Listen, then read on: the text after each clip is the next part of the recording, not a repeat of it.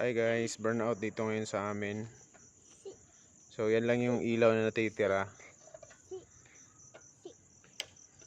Yung ilaw na yan, poste.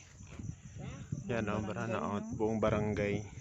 So yung ilaw na yan, ano yan tawag na ito?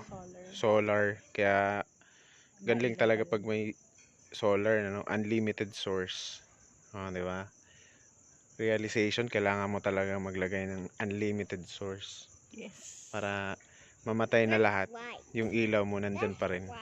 True. Diba? Infinite. Infinite. Ayan, di ba? And parang ano lang, ganda lang ng realization ngayon. Kasi alam nyo guys, yung ilaw na yan, pag may mga ilaw yung mga bahay dito sa paligid, yung ilaw na yan, nagmumukha siyang ano, parang mahina. Parang hindi mo siya mapansin na may ilaw kasi maliliwanag yung mga ilaw sa paligid eh. Malakas pa yung ilaw ng Oo. bahay, no? So parang ganda lang na realization na kahit pag dumilim na yung paligid pala, kahit yung kaliit-liitang ilaw,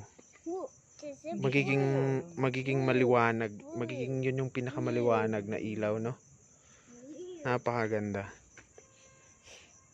So kaya pag mabuhay mo madilim talaga. Yung kaliit-liitang hope na meron ka and na ano yun, natatagpuan mo yun kay Lord, nagiging sobrang liwanag niya sa'yo. Kaliit-liitang hope.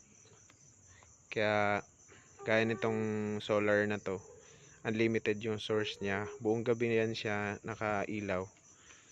Unlimited kasi pa hanggang magliwanag ulit, magsa-charge na naman ulit siya kasi solar siya.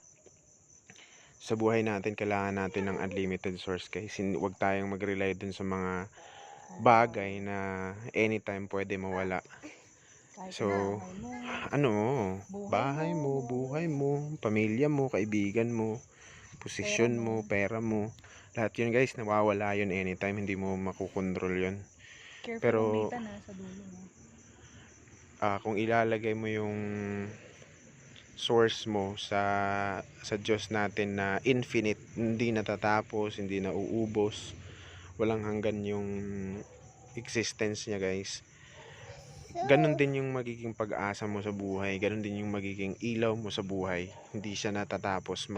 Mamatay man ang lahat ng ilaw sa paligid mo, mawalan ka man ng pag-asa sa pamilya mo, sa kaibigan mo, sa trabaho, sa school, pero kung si Lord yung source ng kung si Lord yung source ng pag-asa mo at ng buhay mo, so hindi ka mawawalan, diba? Kahit nga mamatay kayo, no? Oo, kahit nga buhay mo mismo mawala kasi pag kasama mo si Lord, doon ka na makakatagpo ng eternal life, kasama siya Ayan, ginugulo ng anak ko tong cellphone. Yun lang guys, thank you so much, God bless. Sana bumalik na ulit ang ilaw.